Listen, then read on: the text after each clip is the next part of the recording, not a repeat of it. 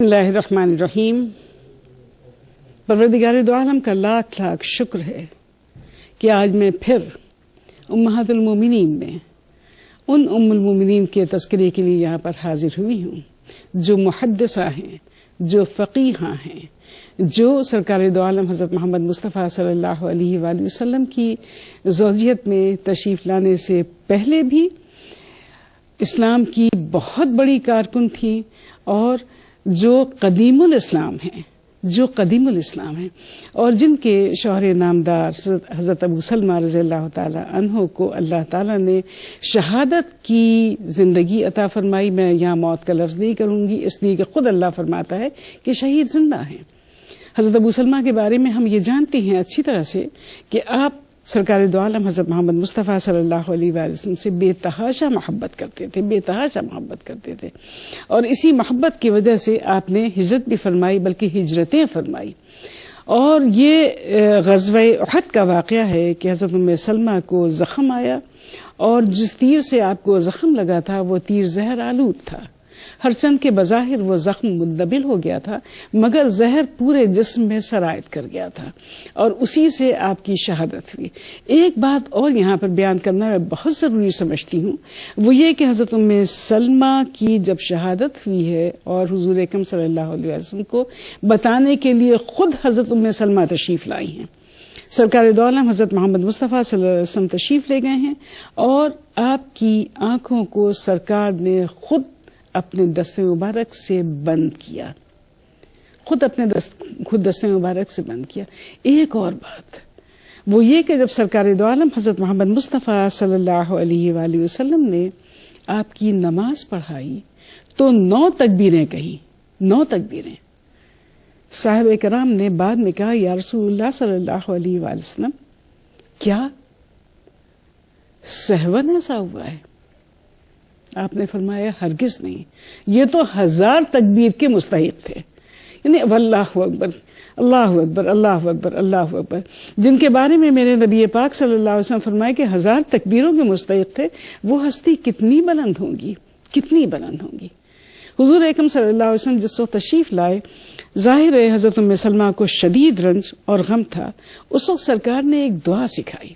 اور یہ بات بھی ارشاد فرمائی کہ میت کے سرہانے جو دعا مانگی جاتی ہے وہ شرف قبولیت پاتی ہے، اس لیے کہ اس دعا کے اوپر فرشتے آمین کہتے ہیں۔ اور پھر آپ نے حضرت ام سلمہ سے فرمایا کہ تم دعا کرو کہ اللہ ان کی مغفرت فرمائے اور تمہاری مغفرت فرمائے۔ ایک دعا آپ نے اور سکھائی کہ آپ نے ارشاد فرمایا کہ تم دعا کرو کہ اللہ تعالیٰ تمہیں اس سے بہتر جزا دے، اس سے بہتر جانشین دے۔ حضرت ام سلمہ کہتی ہیں کہ میں ہر لمحہ یہ دعا کرتی رہتی تھی، مگر دل میں یہ سوچتی تھی کہ کیا ابو سلمہ سے بہتر کوئی ہو سکتا ہے، جو محبت رسول میں غرق ہو، جو اخلاق کا پیکر ہو، جو اس قدر اچھا انسان ہو، کیا اس سے اچھا کوئی انسان ہو سکتا ہے؟ حضرت ام سلمہ کی نظر وہاں تک نہیں پہنچی تھی جو مشیت اعزدی تھا، جو اللہ کا ارادہ تھا حضرت ام سلمہ کی رسول اکرم صلی اللہ علیہ وآلہ وسلم اور اسلام سے محبت کو دیکھتے ہوئے۔ حضرت ام سلمہ رضی اللہ تعالی عنہا کو پروردگار دو عالم نے جس مقام بلند پر پہنچایا، اس کا تصور ہی ہمارے لیے ایسا اچھا، ایسا خوبصورت ہے کہ زبانیں اس تصور کا نقشہ نہیں کھینچ سکتی۔ وہ کیا ہے؟ وہ یہ کہ حضور اکرم صلی اللہ علیہ وآلہ وسلم کی زوجیت میں آنے کا شرف، وہ تاج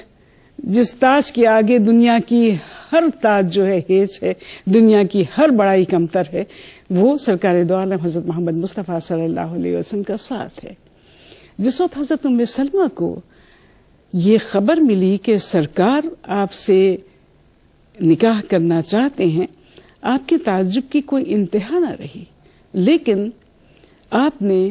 اپنی تسلی کے لیے یہ بات ارشاد فرمائی کہ کچھ عذر ہیں، مجھے کچھ عذر ہیں، انہیں میں چاہتی ہوں کہ سرکار دور فرما دیں، اور میری جان آپ کے لیے ہے، ظاہر ہے سرکار دو عالم حضرت محمد مصطفیٰ صلی اللہ علیہ وسلم کی جو محبت آپ کے دل میں ہے وہ تو محبت سے تڑپ رہی ہیں، محبت میں بےتاب ہیں، آپ کے کسی حکم کے اوپر نفی کا جملہ یا نفی کے بارے میں سوچنا بھی آپ کے خیال میں نہیں آ سکتا، جائے کہ اتنی بڑی بات حاصل ہو رہی ہو، اتنا بڑا مقام حاصل ہو رہا ہو، تو اس مقام کے لیے اپنے آپ کو آپ تیار کرنا چاہ رہی تھی۔ آپ نے فرمایا کہ میری اولادیں ہیں، میں غیرت مند ہوں۔ سرکار نے فرمایا کہ تمہاری اولادیں میری ذمہ داری، اللہ کی ذمہ داری ہے، اور تمہاری غیرت جس معاملے میں ہے اللہ تعالیٰ سے دعا کرو کہ اللہ تعالیٰ اس غیرت کو دور فرمائے، یعنی کہ آپ کی ازواج مطہرات پہلے سے موجود ہیں۔ جب سرکار نے تسلی و تشفی فرما دی تو آپ نے کہا کہ اب مجھے کسی قسم کا کوئی شبہ، کوئی اعتراض نہیں، اور خود اپنے صاحبزادے سے کہا کہ میرا نکاح پڑھا دو۔ سرکار کے زوجیت میں تشریف لے آئیں۔ جیسا کہ ہم سب جانتی ہیں کہ حضرت ام سلمہ حضرت بی بی عائشہ صدیقہ کے بعد بہت بڑی محدثہ ہیں، اور حدیث کے تیسرے طبقے میں آپ شامل ہیں۔ آپ سے تقریباً 400 احادیث، 379 احادیث آپ سے روایت ہیں، اور آپ فقیہ بھی ہیں، اور آپ کے فتاوی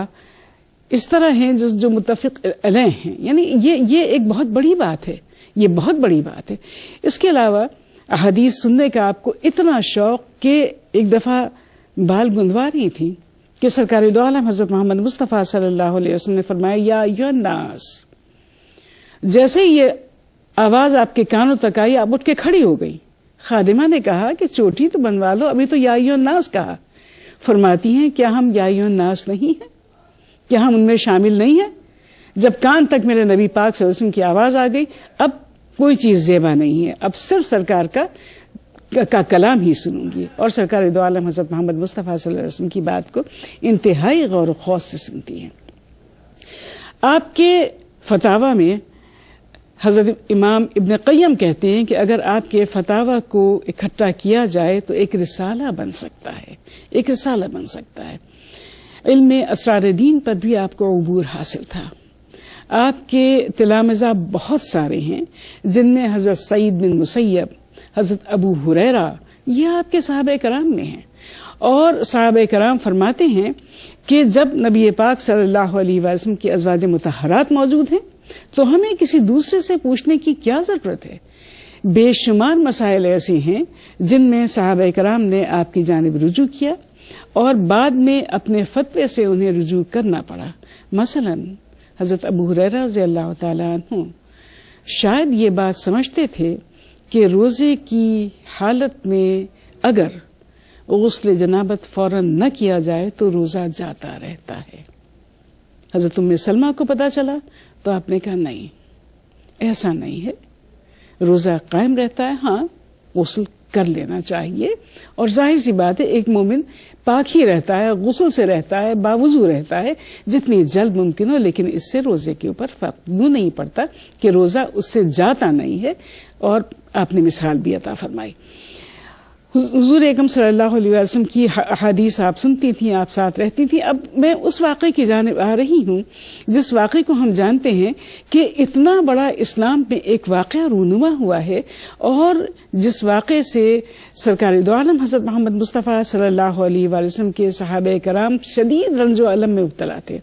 اور جس واقعے نے سرکار دو عالم حضرت محمد مصطفیٰ صلی اللہ علیہ وآلہ وسلم کو بھی ملول فرما دیا تھا۔ وہ واقعہ کیا ہے؟ صلح حدیبیہ کا واقعہ۔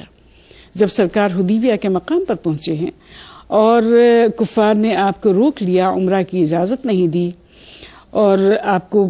عمرہ کی اجازت نہیں دی، تلواریں حالانکہ آپ کی میان میں تھیں، لیکن آپ سے شرائط لکھوائی گئیں،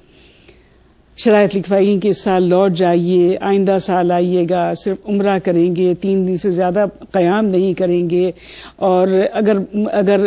کفار کا کوئی شخص آپ کی جانب آئے گا تو آپ کو لوٹانا پڑے گا، آپ کا کوئی شخص آئے گا تو ہم نہیں لوٹائیں گے۔ یہ شرائط سرکار دو عالم حضرت محمد مصطفیٰ صلی اللہ علیہ وسلم نے تحریر فرمائی،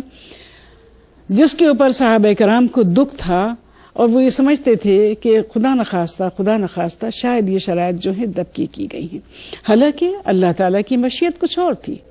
انا فتحنا لک فتحا مبینا، اسی کے بعد نازل ہوئی ہے، اور اسی کے بعد غزوہ خیبر بھی ہوا ہے، اور اسی کے بعد فتح مکہ بھی ہوا ہے. تو یہ ساری اس کی آمد تھی، سارے انا فتحنا لک فتحا مبینا کا مصداق یہ تمام تر چیزیں ہوئی. اس موقع پر حضرت ام سلمہ حضور اکرم صلی اللہ علیہ وسلم کے ساتھ ہیں. جب سرکار دو عالم حضرت محمد مصطفیٰ صلی اللہ علیہ وآلہ وسلم نے صحابہ کرام سے فرمایا کہ قربانی کرو اور بال اتروا لو اور احرام اتار دو، صحابہ کرام نے توقف فرمایا.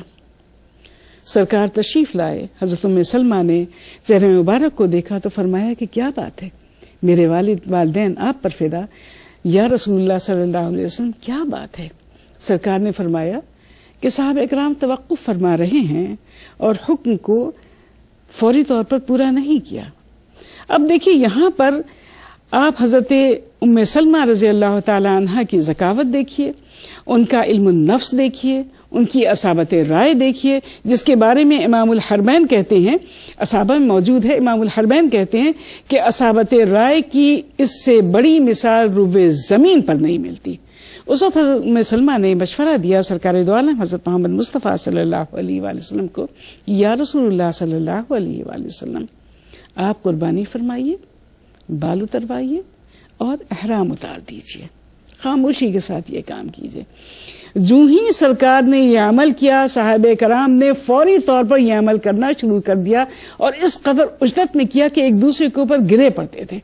یعنی حضرت ام سلمہ کا یہ مشورہ کیسا صائب مشورہ تھا، کیسا عمدہ مشورہ تھا، اور نفسیات کی کتنی بڑی بات تھی، کتنی بڑی ماہر تھیں آپ، ماہر نفسیات کہ لوگوں کی نفسیات سے واقف تھیں کہ اگر سرکار ایسا کریں گے تو صحابہ کرام پیچھے رہنے والوں میں نہیں ہیں، اور صحابہ کرام جان جائیں گے کہ اسی میں اللہ تعالیٰ کی حکمت اور اسی میں سرکار دو عالم حضرت محمد مصطفیٰ صلی اللہ علیہ وسلم کی محبت اور آپ کا اتباع اسی میں ہے کہ ہم آپ کا اتباع کریں. اور یہی ہوا.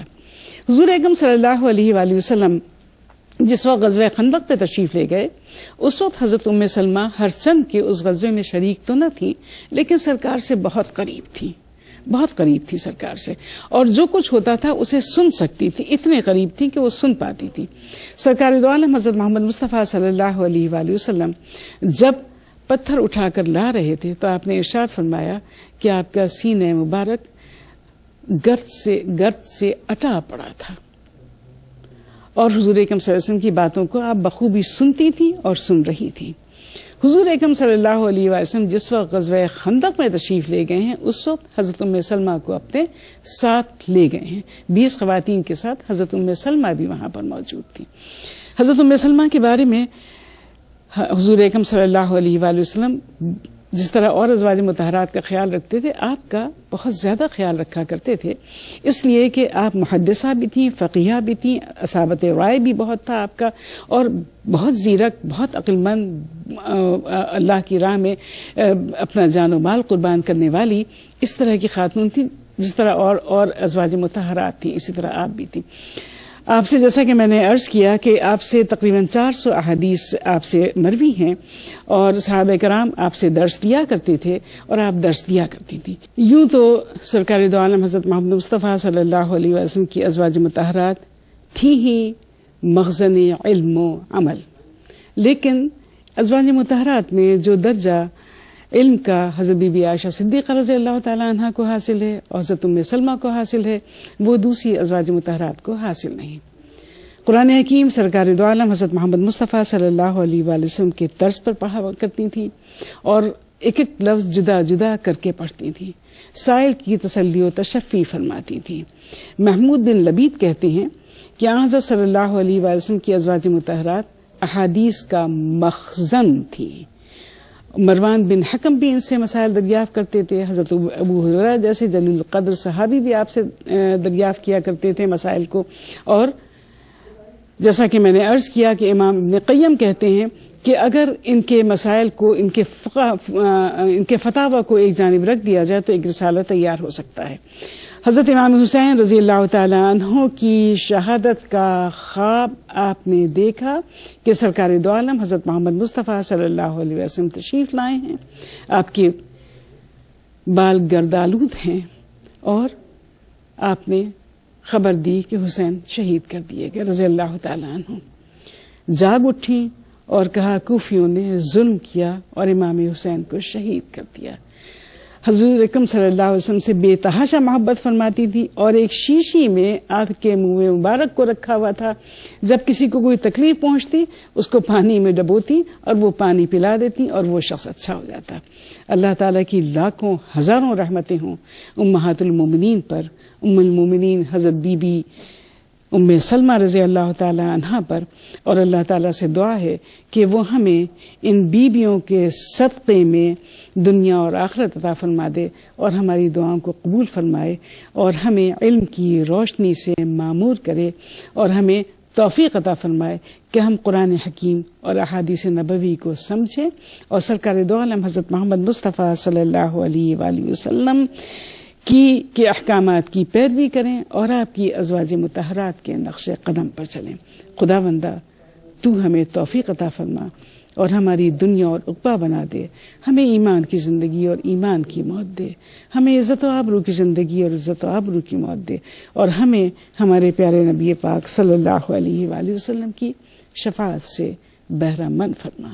آمین ثم آمین. وآخر دعوانا ان الحمد للہ رب العالمین. میزبان نبوت کے گھر کو سلام.